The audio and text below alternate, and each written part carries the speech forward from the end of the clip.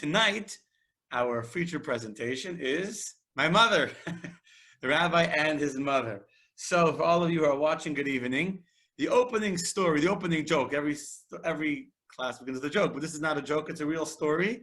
I don't know, Matt, would you like to say the story instead? Do you know what story I'm going to say?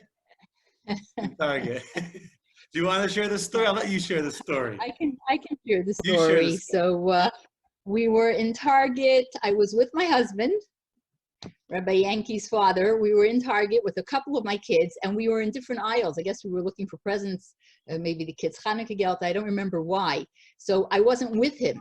And I'm looking at some things, and a woman stops me, and she says, I think I know you. Are you the rabbi's mother? And like for a minute, I'm like, whoa, like, how could that be? I'm thinking she's talking about my husband. And it took a couple of minutes till it clicked in, and I realized she was talking about Rabbi Yankee. Am I his mother? And yes, I'm the rabbi's mother. It was felt very good to say that after a minute of thought. My first response was like shock, but then, like I said, it was very nice. It was a good feeling to say I'm the rabbi's mother. Yes. Yes. Okay. So Baruch Hashem, I'm sure as you grew up as a Rebbetzin in Shul, when the rabbi's mother in the Shul that you were the Rebbetzin of for many years was a very strong personality. So to become known as the rabbi's mother was probably a pair of shoes that you weren't ready to fill so fast. Yes. Like I said, it was. For those who know my grandmother, the rabbi's mother has a certain stereotype that you don't necessarily have. But listen, now you truly are the rabbi's mother, in plural, Baruch Hashem, rabbis. And I'm very excited to have this opportunity to, I'm actually looking forward to hearing some things that my life experiences, but from a different perspective. So it's going to be very interesting for me. I'm sure for everyone watching as well, but for me, this should be very interesting to hear a whole new perspective to things that I obviously know and remember, but from my own perspective. Okay, so I'm going to ask you to start off from the beginning and to describe what it was like in 1984 when you and my father decided to move to Coral Springs and move to South Florida. You know, you grew up in Crown Heights, in the ultimate of a Hasidic community with, I don't know how many, from schools and kosher and everything, and your family is there, and moving to a community that would not only wouldn't have the kosher and the social atmosphere, but wouldn't have the education that you probably wanted from me. So describe that decision when you decided to move out onto Shlichus, knowing you'd have the challenge of raising kids. Right. Well, it was certainly, your father was not even a question. He was going to move on Shlichus, and I was ready to go along, and we were idealistic, and when you're young and you don't have kids, you sort of, we'll manage, it'll be okay. So I don't know that we exactly had it clear how we were going to deal with the kids. Although we did already, right when we moved out, we did have in mind, it was one of the things that we wrote in to the Rebbe was about starting a school, because that was like a vision, sort of to have a whole community, a shul and a school.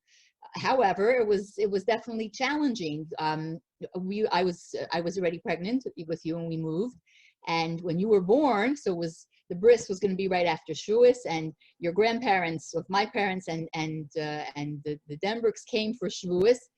And I remember Zadie Kleiman, my father, saying like, Shavuos at night, there was no minyan, there was nobody there. So staying up at night to learn with nobody was like, whoa, this is hard to not have, to not have anything, no mata, no Aseres Adibros or anything else like that. The first thing that we bought was a big freezer so that we can, go down to Miami and buy, kosher products and put it in the freezer. We figured out, we would figure it out somehow. I guess you get married when you're young, you have kids when you're young because you're not so smart. We figured, we'd figure out and get it going. So that's how it started. What I do regret is, I started speaking Yiddish to you as a young child, and you were sort of having a hard time with it, and I thought it was because everybody else spoke English, and I didn't realize then that, perhaps for some kids language is not always so natural, and I should have, persevered, and I didn't. I thought that it's just not possible.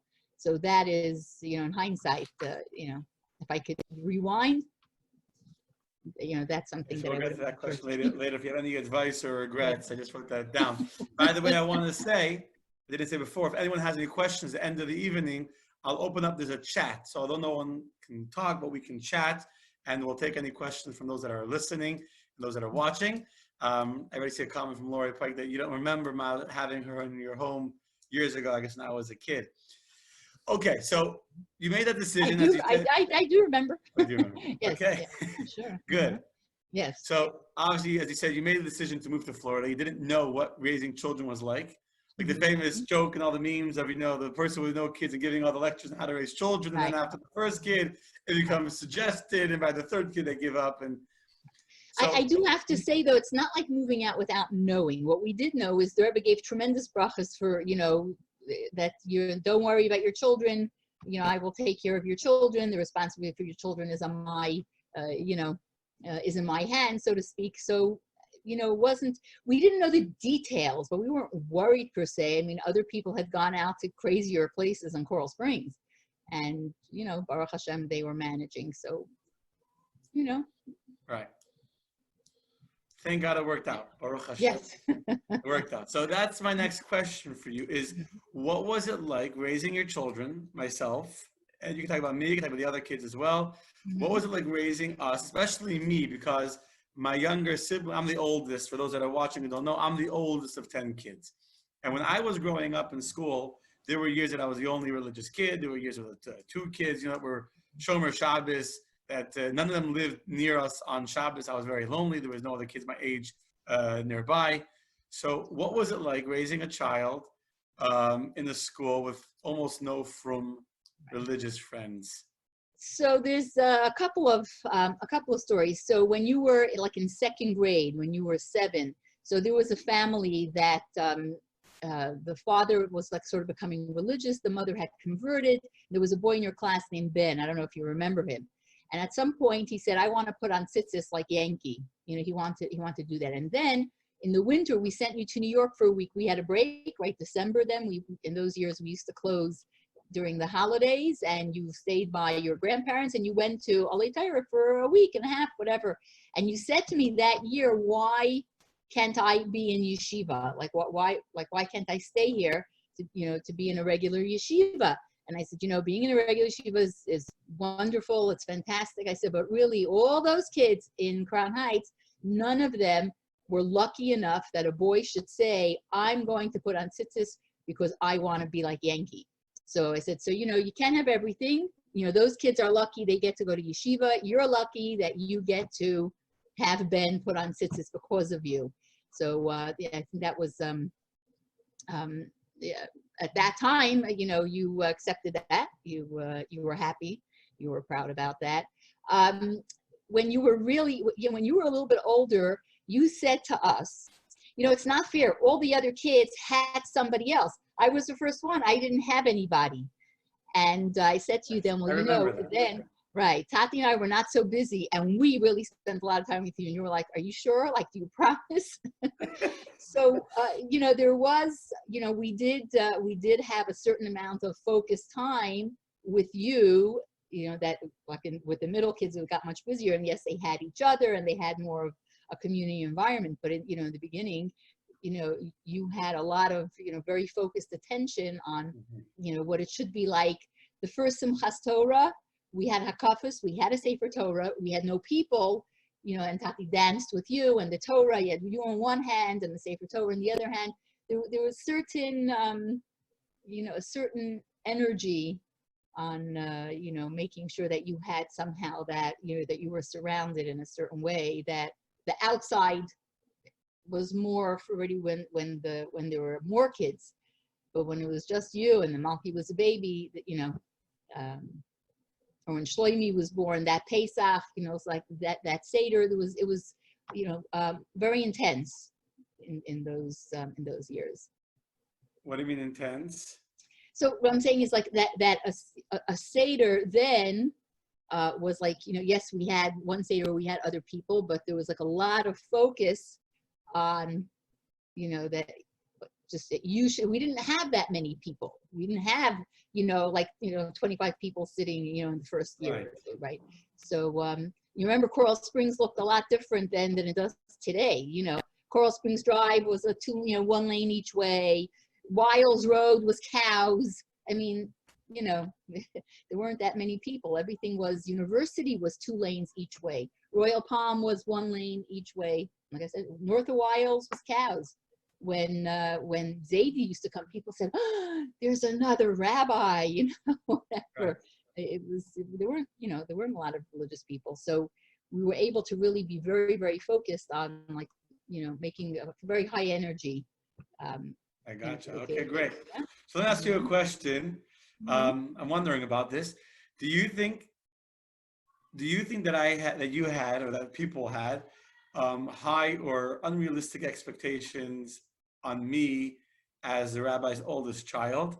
And how did you balance that, protect me, keep me as a kid in that environment as the rabbi's child?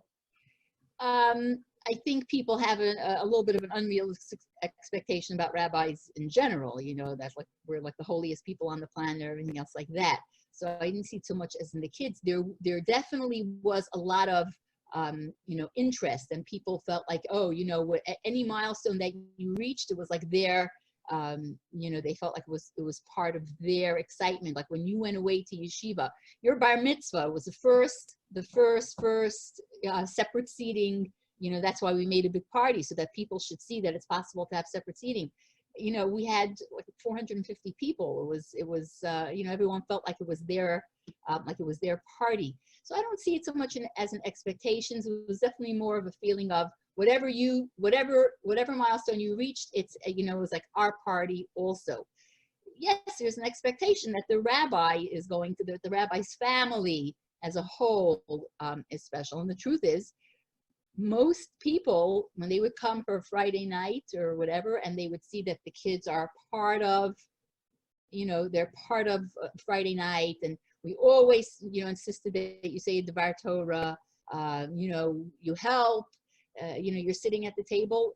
There's no question that it has a huge impact on the shlichus, but I think it was a benefit. We always saw it as that it was a good thing for the kids. I don't think that I will say that's one of the things pressure. I think that I gained the most personally. I think that one of the things that I gained the most, I guess, as a rabbi's kid and growing up, was that Tati would always force me to say a Dvar Torah, to say a Torah thought, share what I learned in school at the table, and it helped me gain the confidence to speak in public. It helped me learn how to articulate my thoughts, and to, even though it was simplistic at that age, but to be able to articulate my ideas and to share it with the people sitting around the table is very important. And that's why till today, all my kids, they share Dvar Torah. And now the last few weeks on Facebook, we do our Friday night pre-Shabbat songs.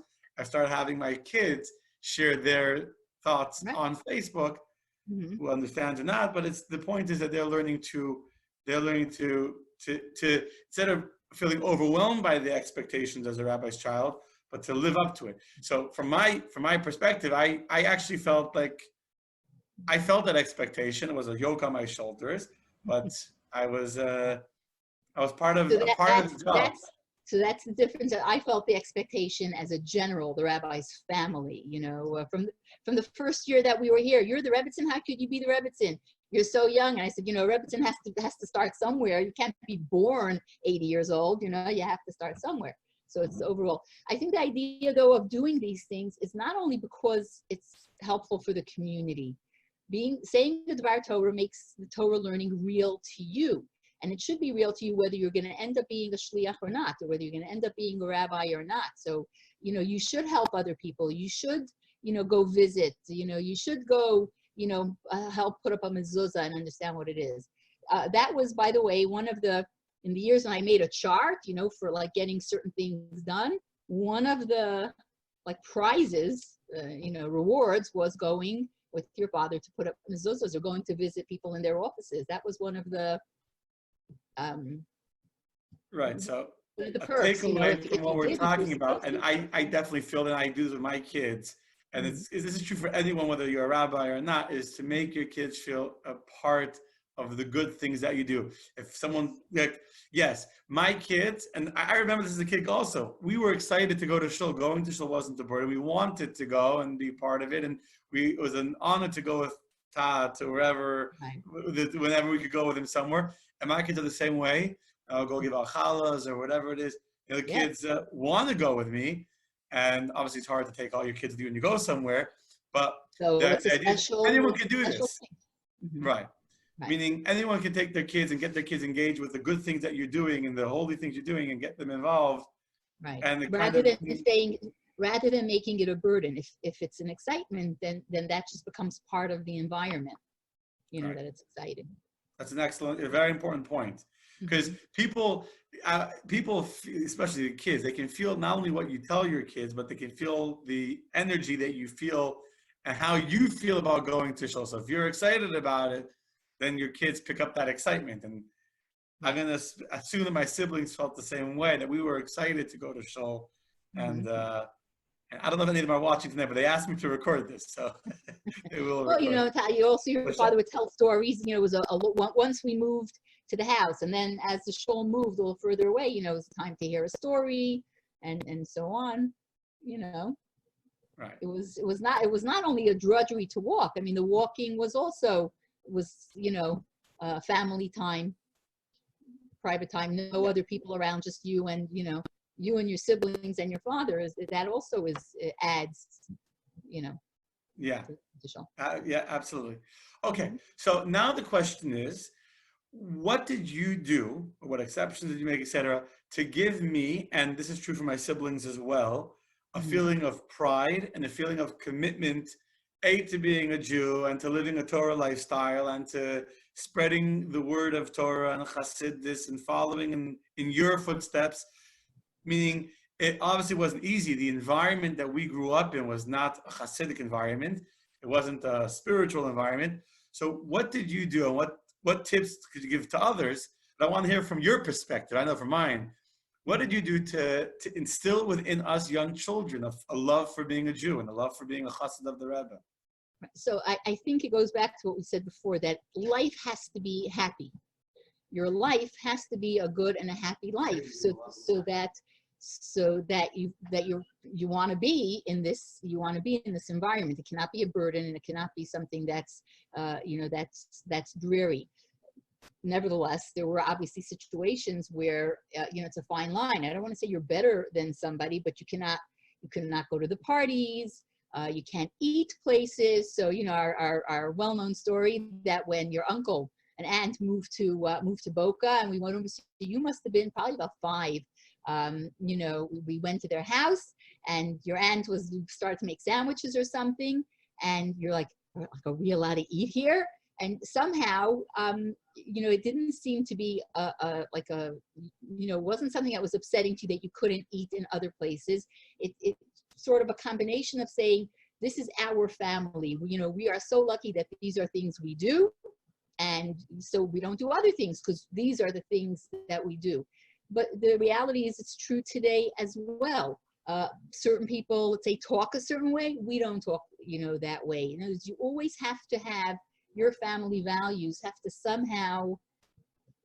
have to be articulated, and wanting to be like everybody else is a recipe for unhappy people. So I don't know that we thought of it as, what am I going to do today to make Yankee proud to be a Jew? It was more, how do I make sure that Yankee is a child that's going to grow up to feel self-confident and you know, feel whole in his place. So, you know, it happened to be that, yes, it was Jewish things. We were invited to a party. You were probably, I don't know, 3, Malki was 2. You were small. We really had not been to a lot of these parties. We had no idea. You know, we came to this party, and the music and what was going on, it was like, oh my God. And we like, so, you know, as soon as we could, we got you out of there, and then we made it a thing. That's it. You know, like, you cannot go to these parties. Like, you know, we have to go, and we have to say Mazel Tov, but I'm not going to expose you to that kind of environment. So sometimes you just didn't know that you couldn't do things. When there were bar mitzvahs already, that was more of a problem. And I did advise I did advise, when we started to have a few religious kids, and still, a large majority not, I would tell the parents, the kids who are religious kids, that your son does not have to go to this bar mitzvah. It's going to be very inappropriate. There are going to be girls doing all kinds of things. You wish the child a mazel, you make sure you give them a gift and so on, and then you don't have to make a big deal out of it. But it's not the place to be. So yes, there definitely were times when there had to be that line drawn. You did not go to all of those, right. All of those things, just not okay. And that was a sacrifice for you. I'm sure to somehow make it up to me that I shouldn't feel that I was missing out. Yeah, again, so it has to be in a way of not that you're missing out. It had to somehow come across more Natural. as, yes, this is just not our, place. Right. Just more matter of fact, not a burden, not that you're losing out. It's just like keeping kosher, by the way. For yes. people that keep kosher, it's not like you feel that your kids know. Oh, I can't go to McDonald's. Right. It's not negotiable. Kosher is not kosher. We're not buying it. It's not like you're missing out on something that everyone else can eat. This is just not something that we eat. End of discussion. And but it has to be real. It has to be real. But it doesn't come across from you as, oh, I feel so bad, right? That vibe doesn't come across. It's just, it is what it is. What? Right. Yeah. Correct. Okay, so let's go to a more personal moment in your motherhood of raising me, which was when I left home to go to a yeshiva. So I was learning. That was really. We knew it was coming, and the truth is, I kept on saying to myself, I'm luckier than most. I had friends whose kids went away at 7, or 8. So, we.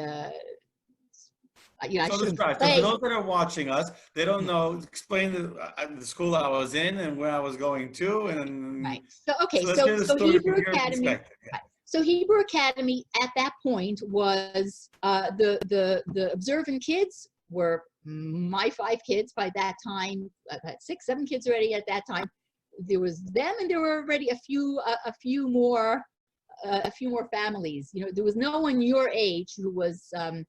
Who was observant by the time you left. There was, Chava Turk, right? Chava Turk. Yes, right. So the on an academic on a religious studies academic level, you were definitely behind. We knew that. So after your bar mitzvah, you finished 8th grade, and we said, okay, now it's time to go away. So, but I skipped the grade. Just to point out, I was young, even though I finished 8th grade. You were young. I would just my bar mitzvah was May of 8th grade. Of that year. So we decided that, we weren't going to send you to a regular Mesivta, which would have been like, whoa, like way too overwhelming. Yeah, like a regular high school. We were going to send you to, we researched, and we decided to send you to Chicago and to the 8th grade. Now, there was a boy from Miami the family, we knew, who was also around your age, turned bar mitzvah. So he was also going to go to the 8th grade before going into their like full track, heavy intensive, immersion kind of high school program that you would spend a year in 8th grade, where you'd be able to catch up with, their English studies were like, less intense, and when you were fine with that. And this way you built to concentrate on catching up on the Judaic component. First of all, you hated the cold. I remember your cold means I can't take it. And I got you a vest. The first big snow I thought was a blizzard. Was early in that winter. Was a blizzard of I don't remember how many feet. The wheezing started. You had a little bit, a little bit. You would, start wheezing here and there, and that was very hard. I remember that when you called at one point. First of all, it wasn't like with cell phones. You had to.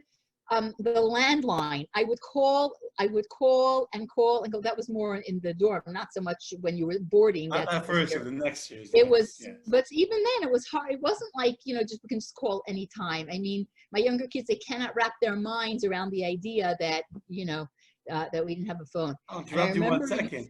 Yes. What was it? We had a share in the dormitory. There was like one phone for every floor. One landline. And all the kids had to share it. And then when you were on the phone, you had like 5 kids that were waiting for your turn, and it was noisy and you couldn't hear, and it wasn't private. I would put the phone just on redial, and would just redial like for 45 minutes until whoa, it would hit.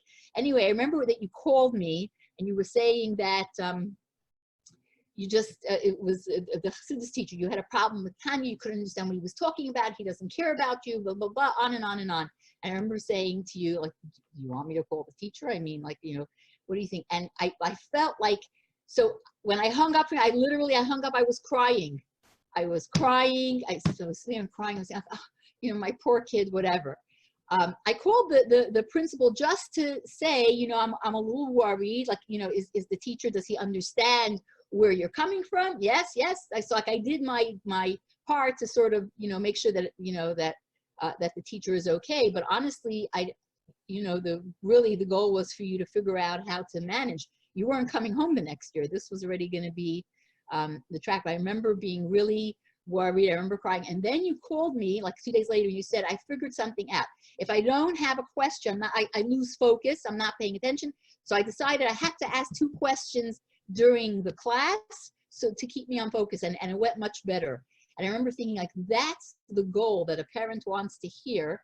Not that you're happy, but that you recognize that you had a problem and you figured out a technique to help solve the problem. And I really, that was like when I felt like, okay, we're on the right track. We did, you know, we implanted something in your mind that you realize that, you know what, I have to, you know, what can I do to figure it out? I mean, this is my belief that we don't want to protect our kids from everything, because let's face it, life is, look at today. I mean, life is really unpredictable. But when you figure it out, one bit of the problem, you know, a solution for the problem, then I felt like, okay, you know, we sort of, you know, we're headed in the right direction. The cold, I couldn't do anything about it. You told me I'm rolled up in a blanket on the floor, like you rolled yourself into the corner. I remember thinking, oh my God, you grew up in Florida. You know, the cold was, you know, Yes, the cold the was cold. terrible. I actually wasn't thinking about it. The cold was terrible, especially it wasn't like the dormitory was a dilapidated building, wasn't insulated. We slept in the basement one year. Was when I I'm a visited tall you the guy, year, a narrow little. I I remember when you visited came you to the year, Chicago. right. I You visited came you to the year you were in Chicago the actually basement. I remember on. walking, like having to bend my head down, like, oh my God. Yes. It was definitely For challenging. education, for a principal's conference, and you came to visit, and you walked in the Yes, dormitory, you were in shock at what kind of I was like, community whoa. you lived in. Yes. But you know Yeah. what? That already was, again, where I have to separate I believe this as a parent in general. I remember asking Zaidi, my father, about this when you were a little kid. And I said, you know, Yankee's so sweet. He's so good natured. Like, are people going to take advantage of him? I cannot even imagine where that thought came from. But I remember Zaidi saying, don't put your own, you know, your own feelings on your kid. If your kid wants to help people, then he's not being taken advantage of. Then that's what he wants. Like I said, the whole thing makes no sense. I mean, like, people might say it about us that we're being taken, and we don't feel that way. But I definitely, you know, I definitely believe that our concerns are not our kids' concerns. If you're happy and confident in your environment, then you accept your environment for the way it is. So, and yes, you had better years in yeshiva and worse years in yeshiva. The last year in Chicago wasn't so great. Then in Miami, I do believe that one of the very successful things about Miami was that locally, again, like I said, that people here felt like, oh, this is our child. And when you would come back for Shabbos and so on, people were so proud and so, you know, excited about anything that you would say. And I think that gives a lot of self-esteem to a child also, when they see that people care about you and they're proud of you and so on. So it's not only, you know, it's not only a challenge. I think there's a lot of positive in growing up in a community where people feel like, you know, you're theirs, you know, they're proud of you. So I think that definitely added to your upbringing. Yeah. Also seeing the sacrifices that you made and how important my education was. So you didn't mention it, but I remember the night before I left to Chicago, I'm sure you remember too, and you were very, very emotional, and it was very, very sad.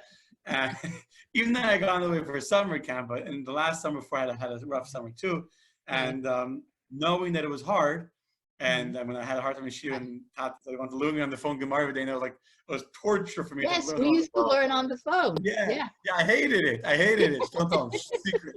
I don't think he's watching. Is he watching? I hated it. But But knowing that, he was so busy, and he's still, this was more important, to take the time and to sit every single day and learn a Right. half hour, whatever it was that we spent on the phone together, Yeah. reviewing what I learned in class, Mhm. that seeing the sacrifice obviously is very important, because it's real. It's something that's Right. real. So those subtle Yeah. realities of the home really Mhm. impact the way we grew up. Yes. I still remember saying Galia must be away from the word Gal, and you're like, what are you talking about? It's something in Gemara you're learning about with waves. Like, I vividly remember that a few words. I'm trying to get you to use word clues to try to. I never learned Gemara, but I said, like, the language is the language. So Right. I remember that. So what was your dream for me to grow up to be? When I was growing up, when I was younger, when I was in yeshiva, did you want me to become a rabbi? Was that something that was important to you? And maybe I have to get a step further. How would you have felt? How would you have felt if I didn't follow in the path of my family? I didn't stay religious, and I would decide I don't want to be frum, or I don't want to be involved in the Jewish lifestyle. How would you have dealt with that? Well, I remember my father when I was a kid. So we used to have girls from Machon Chana. Machon Chana was like a school in Brooklyn where young women who did not have a religious background, they would come and learn there, and then they would eat by local people for Shabbos. And we would hear stories, the girls say, like, their parents don't want to talk to them. Not everybody, but there were girls who had stories like that. And I remember, and I said, like, why would their parents do that? And I remember my father saying to me, when you go against what your parents have, the way that your parents raised you, and you go on a different lifestyle, so it's sort of like, you're saying, I discount what you've done.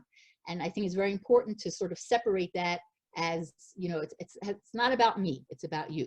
So that being said, I don't think we ever had this thing of like, what am I doing to make sure that you're going to stay religious? I mean, I think in those years also it wasn't such a big concern, but I think that the overall feeling again is that I want you to be a productive, successful person. And if you're happy and successful in your life, you feel like you have meaning, and you're part of a happy family and so on, the chances of saying I'm not going to be religious really diminish. Obviously, again, it's out of our hands to a certain extent. Did we want you to be a rabbi? It would be nice. Obviously, we think it's a meaningful life. Everybody has to work hard, and when you work hard for something that has like this meaning and purpose, I think it's better than just working hard for no reason. But we certainly didn't push it. It's everybody wants their child to sort of show that they're happy about how they were raised. I feel bad when a doctor says to me, I tried to convince my kid not to become a doctor because it's just so terrible. My father had said, to us, he was an artist, and people would ask him, like, why are you not pushing your kids to be artists? So he always said that if we showed tremendous talent and interest in wanting to do it, then he would help us. But he wasn't going to try and convince us to do it because it's really, really difficult to be religious in the art world. So he wouldn't push it unless we really wanted to.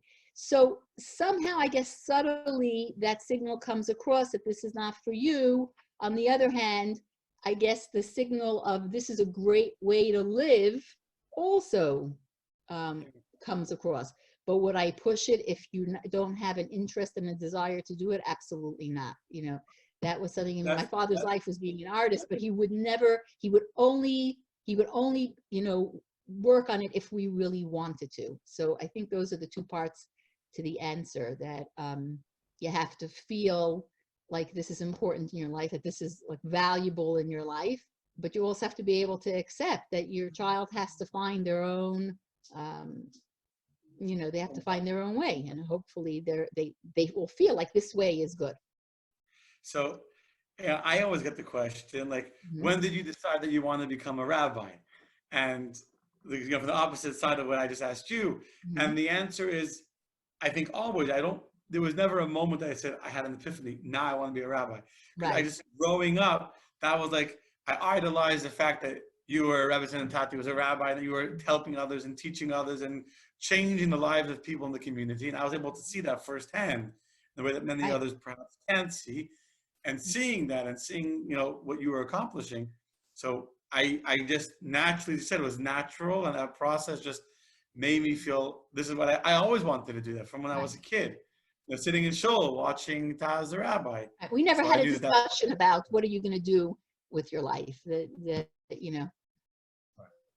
wasn't a time we said, okay, let's plan.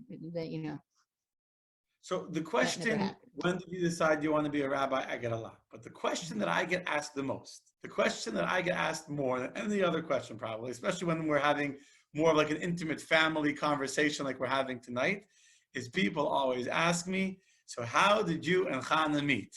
That's always a question. How did you meet? And people are fascinated by the whole, in general, they want to know the story. How anyone meets is always interesting, but especially when you're a Hasidic couple and you had matchmaker, make me a match, right? So it's like, now you have the unorthodox Netflix series that everyone's talking about. And next week, as I said before, never heard about it. I haven't watched it, but I've heard about it. So next Thursday, we'll have a whole conversation with some ladies on the panel about that. But so it's like almost like a certain mystery and a allure to know what is it that is, what is it about the Hasidic dating system. So I always share people the story how Chana and I met from my perspective. Okay. And tonight, for the first time in my life, I'm going to hear the mother's perspective of what it's like to be involved in the Hasidic dating scene and marrying off your child to this girl that you never met. And so let me hear about the dating process from the mother's side. Right. Okay, wait 1 second. I'll close the door. Yeah. Even with older kids, they still bother you. I thought only little kids that do that. I thought only my little Menucha comes in. Yes. She came in, but she didn't close the door, and I hear her like in the background. Okay, so Malki got married first, so you weren't the first one, but it was very close, very close in time. So yes, it is. We'll just interrupt. My first date was the weekend after Dvar Leah. Malki's oldest child was born, and you were in New York, but yes. Yeah, so that I know you weren't married when Malki was pregnant, because when you met her when she was 8 months pregnant, when you saw her for the first time in a long time, and this is like family lore now that you said, oh my God, you look terrible. Yeah. So everyone was like, yo, you're not ready to get married yet. Okay, but yes, so you did start dating. Now, tell us about what it's like having a child. So the challenge is that on the one hand, it's normal, it's the accepted thing to do a lot of research about about a prospective girl or boy, so that's the good part. In other words, you don't just go somewhere, you're sitting at a bar and you just meet somebody and all you know is what they say about themselves, and they could be who knows what, and you don't find out anything about them till who knows how far down the road. So it is comforting in a way to say, I'm going to research, I'm going to find out. On the other hand, it's still an unknown, person. So the good thing about your particular situation is that actually Chana's mother is my classmate. Yes. So stereotypical as a story could be, of like two classmates marrying off their kids.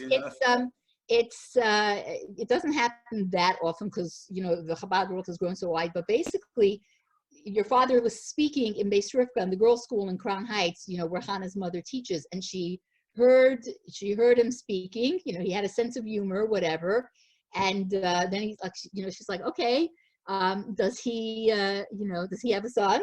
And who's his wife? Oh, my classmate. Okay, so that gives a sense of, okay, I know who this person is. Like, it's not just someone out of Yehuppitz. And then someone who they're very close with is your uncle, Rabbi Friedman. Their families from years back are very, very close. So she spoke to him, and like that's how the connection sort of happened. It's like that's how I met your father. One of my very, very good friends is Tati's cousin. Is that true always? No, but the general idea is you hear about different girls or boys, and you try to find out people who know them, people who who are able to somehow connect with that person. And you, you know, we ask you, like, what are the most important things to you? You know, to try to, you know, I don't believe in the best. The best is not the best. It has to be what's suitable for you. So that's the first step, is researching and finding someone that sounds compatible. Hearing what you, the child, says I need, and then sort of adding our own adult, you know, like perspective, like maybe we think a little less intense, or a little more this, or a little, you know, whatever. And finding someone who's going to agree that, you know, that they want to, you know, that they want to go out with you as well. So that's the first step, doing the research. Then there's the going out process. Now, you know, you were in New York, we were in Florida. So then there's trying to, like, understand what you're experiencing and what you're feeling. You know, first of all, first of all, it was before Zoom and it was before Skype. So it's just talking on the phone, and trying to get, thank God. Trying to get, but you know, even with Zoom, it's hard to get a real picture. We're trying to get a feel for what it is that you're experiencing. And, you know, should we encourage you to continue? Should we say, you know, there are warning signs here that we're not happy about, you know, how much do we push, you know? So that is, that's very challenging to, you know, to get a sense of that, because again, it's not my decision. It is absolutely, it's absolutely the child's decision. But, you know, you always feel that as an adult who's lived at least 20, you know, something years longer, you have more of a life experience. So, you know, you want to sort of throw it in there a little bit, but you don't want to push, and you don't want to make it your, I mean, there are parents who do that. That's really a problem. They do it even after their kids are married. They mix in. We really try very hard to not mix in, you know, overlay our perspective or our, you know, personality onto our kids. You know, you should have, you know, you need to build your own life. We got married, we moved to Florida, and that was it. We were on our own. So it's, you know, so it's challenging, but in everything that we heard from what you said, it sounded like, you know, that, you know, this sounds right. So, you know, we, was it scary or was it exciting when we decided after a whole 7 dates, you know, that's it. So yes, then we started getting married. What's the feeling as a mother knowing your kid's getting engaged and you haven't met the girl, and, you know? So it wasn't really important for me to meet the girl, to meet the boy. I mean, because what am I going to, again, meeting somebody, you know, for 15 minutes, I don't really know. The important part is how it sounds like, are you hearing, are you, you know, seeing the important things? And again, listen, you know, dating is only a very short part of life, and engagement is only a very short part of life. And then life throws you things that nobody has any idea of, you know, what life is going to actually bring. You make your best guess, in that you share a certain roadmap, you know, that you're headed in the same direction, you know, that you feel connected to each other, and hopefully that's going to keep on, growing. So it's not really a question of my meeting. I do remember when Malki brought Chaim David home, because they were in Florida, when they said, okay, we're getting engaged. And he came, I remember thinking like, oh, okay. I had no idea. Today, again, everyone has pictures, but in those days we didn't even have a picture. Or Facebook. Yeah, whatever. Yes, it was that. But it wasn't, I didn't really have any to meet Hannah per se. It was throughout the process to make sure that like, you know, that there's, you know, it's like there's how much excitement do we hear in your voice, you know, after a date. Like, do you sound happy? Do you sound like, you know, like upbeat, you know, things like that. And then again, like I said, the rest is, you know, life is in God's hands. There's very little that we can, control. So we can do our due diligence, you know, research as much as we can, you know, help guide you through the dating process to make sure you're paying attention to the important things, not only, you know, how beautiful is the girl, which is important, but, you know, not the only thing. And after that, you know, this is why we pray, and this is why we say Tehillim. so that God helps us along. And the prayers worked. The prayers worked. Baruch Hashem. Can I ask one more question? And then if anyone has any comments or questions they want to ask my mother or to me, they could chat on the computer or on Facebook. They can type in any questions they have.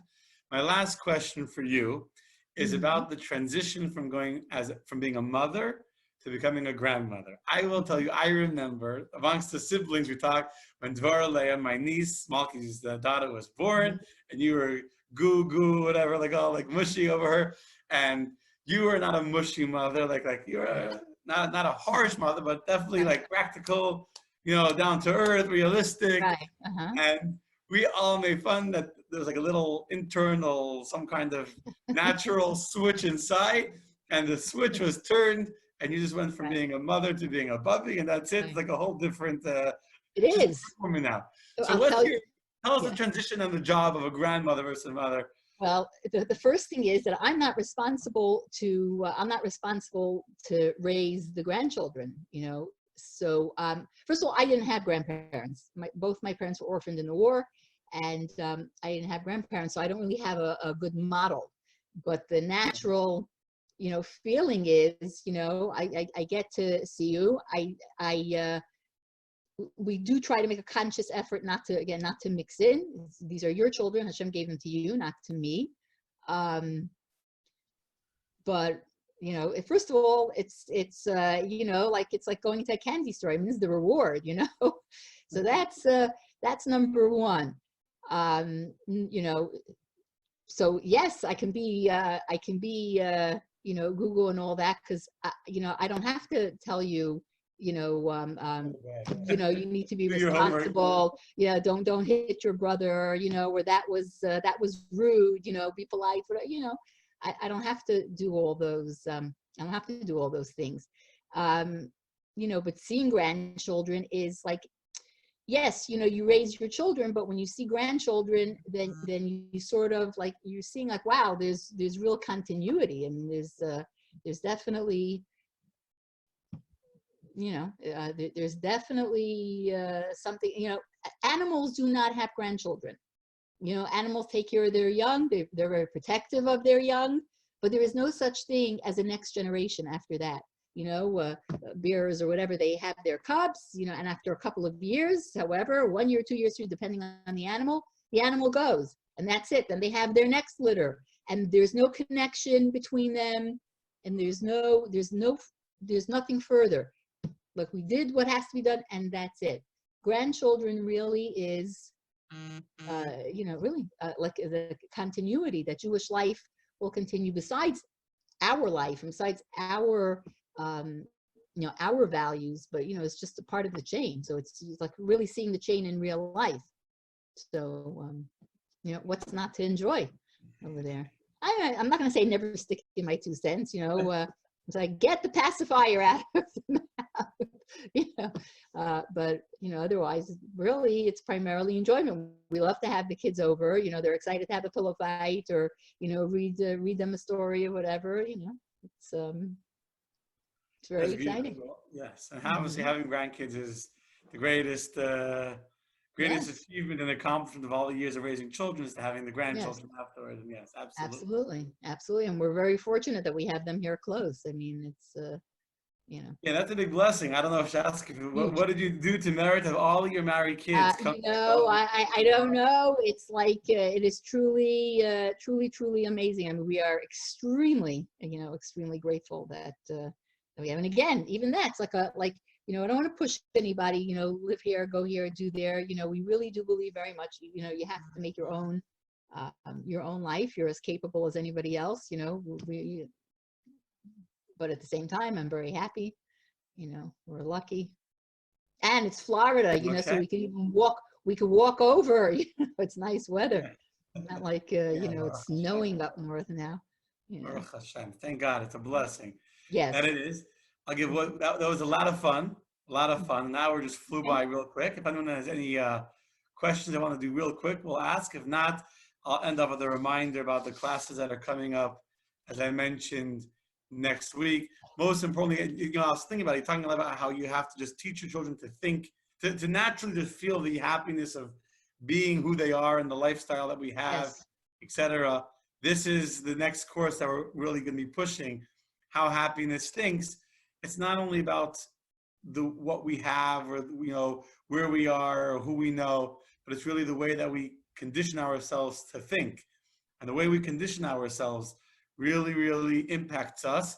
And I feel very strongly about this upcoming course that everyone should join. There's going to be 4 very, very meaningful weeks discussing the happiness of soul, the happiness of the attitude of gratitude. I don't remember all 4 subjects titles offhand, but it'll be free of charge. Everyone should join us. Okay. I want to add, Yes. Yankee. Yeah, I just want to add. So recently, one of the singers put out a song, Slava Boga, where it's a song where he's using Russian words to say everything is wonderful, thank God. Very upbeat lyrics, and like all the kids are talking. Did Tati write that song? And I felt like we got to drift into your consciousness, that when they hear that song, they could think that your father wrote that song. So that I feel like, yes, that mindset, whether you're always using it or not, but that's a family value, that things are Baruch Hashem, things are good. We're very fortunate. Yeah. Okay. I'm sorry. I interrupted. No, that's perfect. It's perfect. And to all those that are commenting, I love this. Hanit and Meryl and Randy and Abigail and Layla, if you're watching, and everyone that's commenting how beautiful this was. We're blessed. We do have a beautiful relationship, and it's true that our family is a very loving, caring, close-knit, and well-bonded family, Baruch Hashem. I guess you have the right mixture of glue and not too tight.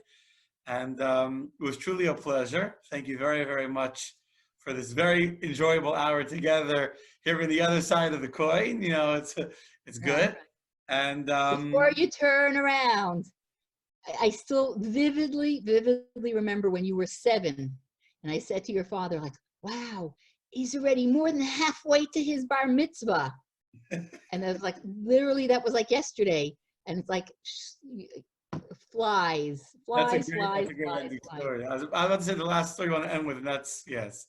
That's what they all tell me. Watch it now, because then the next thing you know, they're going to be a teenager. Next thing. Although my kids became teenagers very young, my girl, but that's, I guess that's part of the course. Okay, thank you very, very much. Good night to everyone. You're welcome. Every night, Monday through Thursday, 7:30 p.m. lifelongjewishlearning.com/live feed. Thank you, Ma. We'll do this one day with he's a little more dangerous. You never know where it will go. But I guess one day we'll try that as well. Thank you very, very much. You're welcome. You're welcome. And good Shabbos, and we'll talk. Thank you. Take care. Bye-bye.